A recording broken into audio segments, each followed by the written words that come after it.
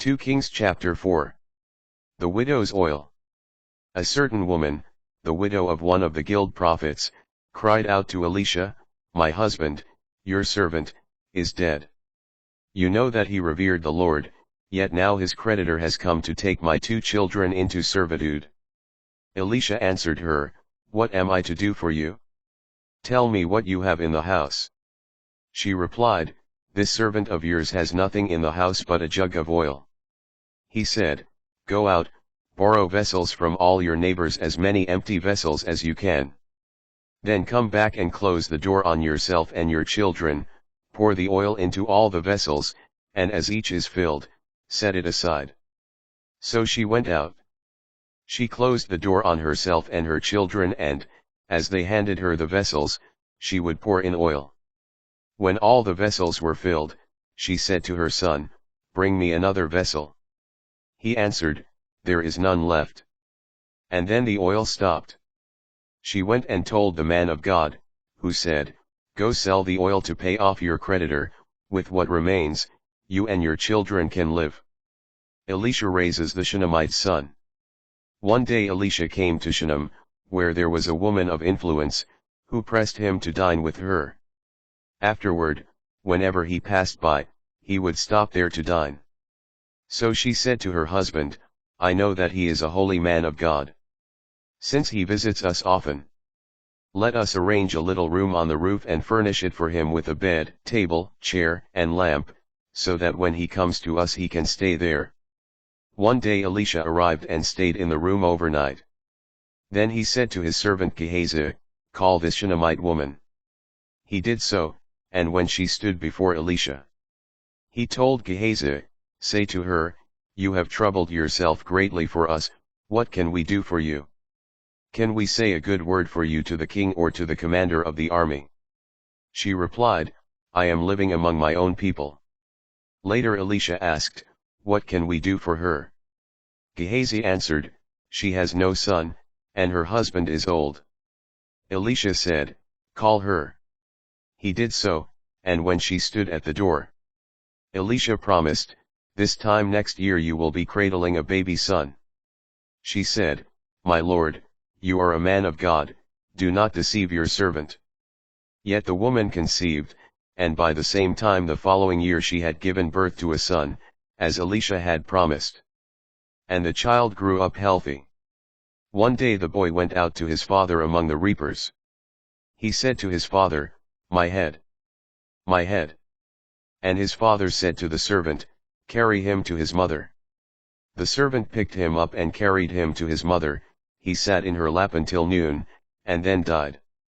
She went upstairs and laid him on the bed of the man of God. Closing the door on him, she went out and called to her husband, "Let me have one of the servants and a donkey. I must go quickly to the man of God, and I will be back." He asked, "Why are you going to him today? It is neither the new moon nor the Sabbath." But she said, "It is all right." When the donkey was saddled, she said to her servant, "Lead on. Do not stop my donkey unless I tell you." She kept going till she reached the man of God on Mount Carmel. When he saw her at a distance, the man of God said to his servant Gehazi, "There is the Shunammite. Hurry to meet her, and ask if everything is all right with her husband, and with the boy." "Everything is all right," she replied. But when she reached the man of God on the mountain, she clasped his feet. Gehazi came near to push her away, but the man of God said, "Let her alone, she is in bitter anguish, the Lord hid it from me and did not let me know." She said, "Did I ask my Lord for a son? Did I not say, 'Do not mislead me'?" He said to Gehazi, "Get ready for a journey. Take my staff with you and be off.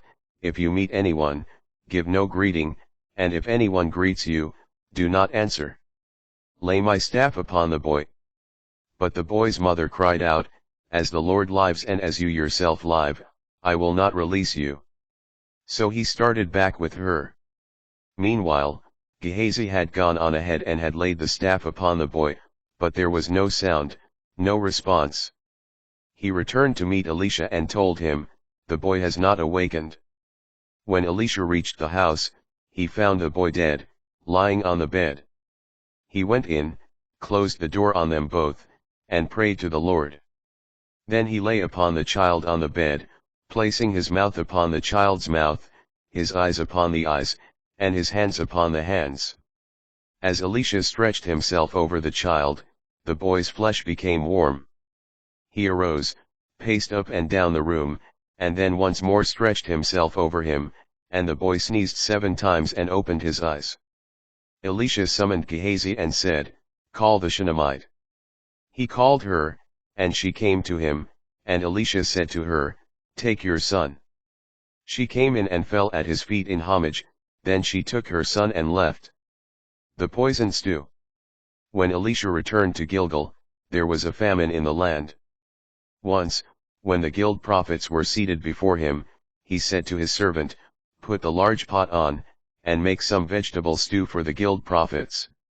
Someone went out into the field to gather herbs and found a wild vine, from which he picked a sackful of poisonous wild gourds. On his return he cut them up into the pot of vegetable stew without anybody's knowing it. The stew was served, but when they began to eat it, they cried, "Man of God, there is death in the pot." And they could not eat it. He said, "Bring some meal."